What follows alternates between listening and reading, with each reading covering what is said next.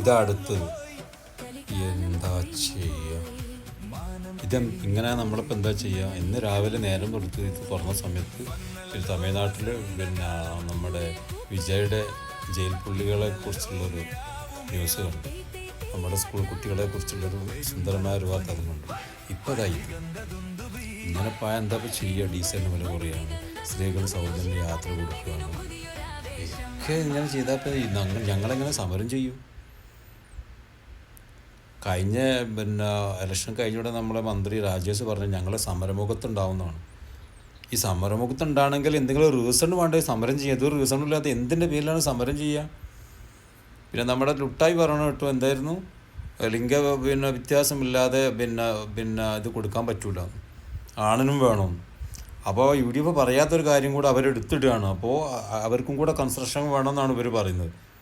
നാളെ ആലോചിക്കട്ടെ തരാം. ഇപ്പോൾ ലുട്ടാപ്പി അതാ പറഞ്ഞു ആണുങ്ങൾക്ക് വേണം, ഇതിനുള്ള സംഗതി ആണുങ്ങൾക്കും വേണമെന്ന് പറയുന്നുണ്ട്.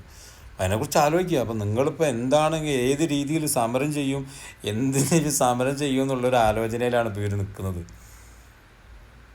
ഇവരൊരു കോമഡി നമ്മളെങ്ങനെ തോറ്റു? ജനങ്ങളാരും വോട്ട് ചെയ്തില്ല, അത് തന്നെ സിമ്പിളായിട്ട് പറഞ്ഞാൽ. അപ്പോൾ ഇനി എങ്ങനെ നമ്മൾ സമരം ചെയ്യുമെന്നുള്ള ചർച്ചയിലാണ് ഇപ്പോൾ എല്ലാ ഓഫീസുകളും നടക്കുന്നത്. സമരം ചെയ്യാനോ മാർഗ്ഗം കാണുന്നില്ല. അപ്പോൾ എന്തെങ്കിലും ഒന്ന് പറഞ്ഞ് ചെയ്യണമല്ലോ. ഇത് വരുന്ന കാര്യങ്ങളൊക്കെ സമരത്തിനെതിരെ സമരം ചെയ്യാതെ ജനങ്ങൾക്ക് സപ്പോർട്ടീവ് ആകുന്ന കാര്യങ്ങളാണ് ഓരോ ദിവസം പത്രപ്രസ്താവനകളാണ്, ന്യൂസ് ആയിക്കോട്ടെ, മീഡിയാസ് ആയിക്കോട്ടെ, സോഷ്യൽ മീഡിയ ആയിക്കോട്ടെ വരുന്നത്. അപ്പോൾ ഇവരെന്തിനാ സമരം ചെയ്യുക? അതൊരു ചർച്ച ഇപ്പം കഠോരമായി നടക്കുന്നുണ്ട് കേട്ടോ. എല്ലാവരും ശ്രദ്ധിച്ചോളൂ.